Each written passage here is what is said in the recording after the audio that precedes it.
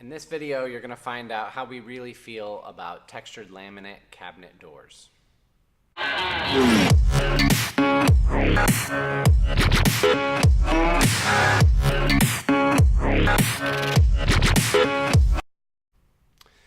I'm Vince with Elements Design Co. and welcome back to our YouTube channel. In this video, we want to talk about textured laminate cabinet doors. We're going to go into what that is and why it's a trend that has become more and more popular. So, here we go. This is a textured laminate. So what it is, this particular door is 3/4 inch.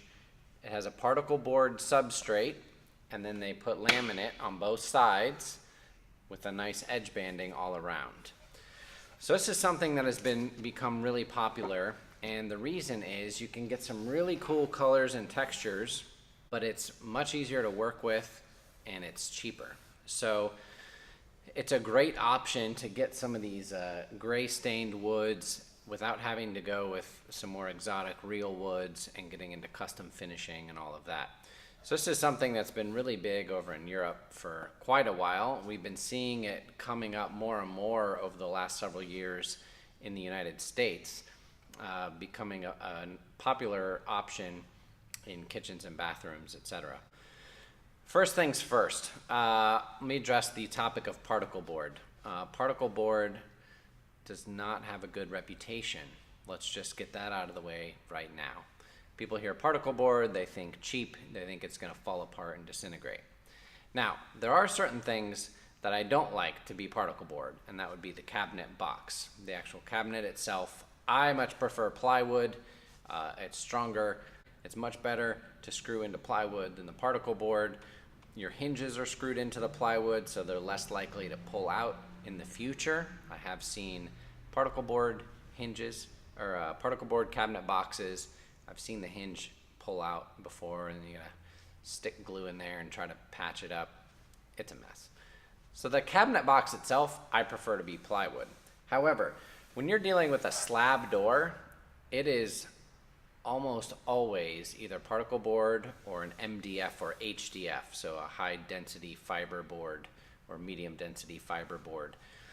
So it's not a horrible thing when it comes to cabinet doors, in my opinion. If you tried to take a solid piece of wood and just have this door, you can run into issues with warping. It's hard to keep a piece of wood this big and this thin from staying completely straight, which is why you do not hardly ever see door and drawer fronts that are solid wood.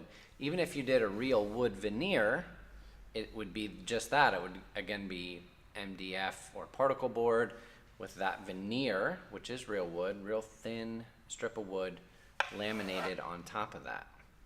So anytime you see a slab door, I'm going to say 99% of the time, I actually can't think of a time I've seen a slab door that's just been solid chunk of wood.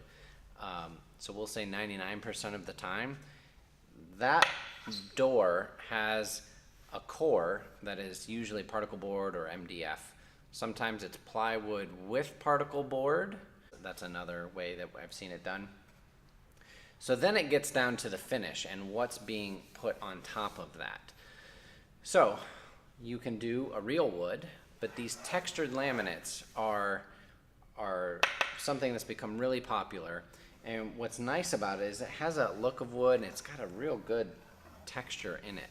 Now there's a couple of different types, and I want to kind of break that down for you today.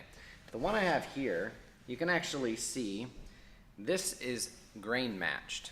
So what that means is the grain is actually matched through the door and the drawer. So this pattern continues, as opposed to maybe a door like this, which doesn't have the texture continuing up through the door and the drawer. So it's different pieces.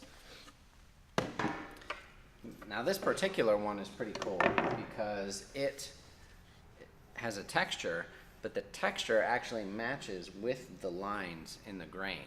So this is a higher end textured laminate where you get the grain matching across the door and the drawer. That's one. Two, you've got the printing is matching up with the embossing that they put on there. Now some laminates, it will have generic texture on it, but it might not match up with the lines of the pattern, which, you know, I don't think that's that big of a deal. This is just a nice little bonus on this particular one. So it's that feel that you like, you know, you get that grit and that texture. But this particular one is nice because it does happen to go along with the pattern. Like this is a little smoother part here, and this has more lines in it that follows the pattern. So that's very nice. Here's another style. This is kind of an interesting one. This is a laminate again. It utilizes a couple of pieces. You can see a seam here. So this has a vertical piece with horizontal strips in the middle. Kind of gives it some visual interest. This is another one with the textured laminate. And here's something else which is kind of cool. So this is a textured laminate, but in a shaker door style. And this is actually a 5-piece construction. So you actually can see the grooves here. So this is a piece of laminate, this with the center panel, and it's all put together, much like a normal cabinet door is configured. This particular one has horizontal pattern for the drawers, and then the doors utilize you know, a vertical center panel, and then the grain just kind of goes around. Another interesting thing where you can get that shaker style, but you can get a little bit more of that barn wood in this particular one. Maybe you could get